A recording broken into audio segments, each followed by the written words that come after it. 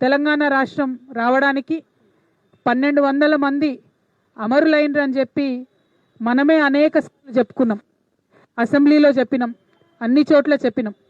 కానీ ఆ అమరవీరుల కుటుంబాలకు మనము ఇవ్వాల్సినంత గౌరవం ఇవ్వలేకపోయినామన్నది చాలా బాధాతప్త హృదయంతో ఇవాళ అనుకోవాల్సినటువంటి సందర్భం. ప్రతి అమరవీరుల కుటుంబాలకు 10 లక్షల రూపాయలు ఒక ఉద్యోగం ఇస్తామని చెప్పుకున్నాం.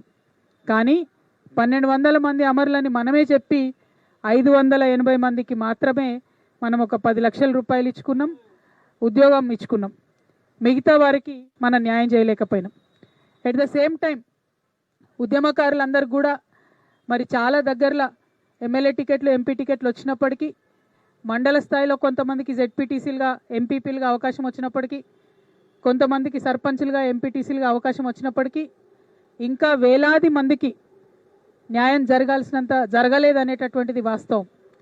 అందుకే తెలంగాణ ఉద్యమకారుల ఫోరం అని చెప్పి ఆ పేరుతోని, ఇంకా రకరకాల పేర్లతోని ప్రతి జిల్లాలో, ప్రతి మండలంలో ఉద్యమకారులందరూ కూడా పోరాటం చేస్తున్న విషయం మీ అందరికీ తెలిసిందే. మరి 10 సంవత్సరాలు తెలంగాణ వచ్చిన తర్వాత బీఆర్ఎస్ పార్టీలో నేను మంత్రిగా లేకపోయినా, సంతకం చేసే అధికారం నాకు లేకపోయినా, ఒక ఎంపీగా ఉన్నా, ఎమ్మెల్సీగా కొనసాగిన. ఆనాడు చాలా సందర్భాలలో మిగతా అమరవీరుల కుటుంబాలకు ఎవరికైతే డబ్బులు అందలేదో వారికి ఇంకో రూపంగా డబ్బులు ఇవ్వాలని అంతర్గత వేదికల మీద అనేక సందర్భాల్లో నేను చెప్పడం జరిగింది.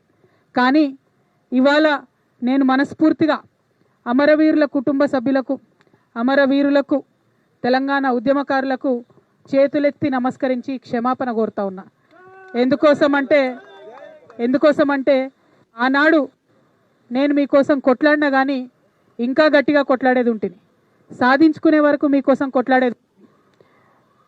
ఇవాళ నేను కోరేది ఒకటే, మనం ఉద్యమం డబ్బుల కోసం చేయలే, మన ఉద్యమం మనకు ఉద్యోగాలు రావాలని చేయలేదు, తెలంగాణ యావత్తు బాగుండాలి, అందరం బాగుండాలని చేసినాం. కాబట్టే ఇవాళ ఇక్కడ ఈ పవిత్రమైనటువంటి గడ్డ సాక్షిగా, ఈ అమరవీరుల స్తూపం సాక్షిగా నేను ప్రమాణం చేస్తూ ఉన్నాను. ప్రతి అమరవీరుల కుటుంబాలకి, 1200 మంది కుటుంబానికి ₹1 కోటి ఇవ్వాలని ఈ ప్రభుత్వాన్ని నేను డిమాండ్ చేస్తూ ఉన్నాను. ప్రతి అమరవీరుల కుటుంబానికి ₹1 కోటి ఈ ప్రభుత్వం నుండన్నా ఇప్పిస్తాం, లేకపోతే ఈ ప్రభుత్వం మార్చి వచ్చే ప్రభుత్వంతోనైనా ఇప్పిస్తామని ఈ సందర్భంగా నేను అమరవీరుల కుటుంబాలకు వారి యొక్క పాదాల సాక్షిగా మీకు తెలియజేస్తా ఉన్నాను.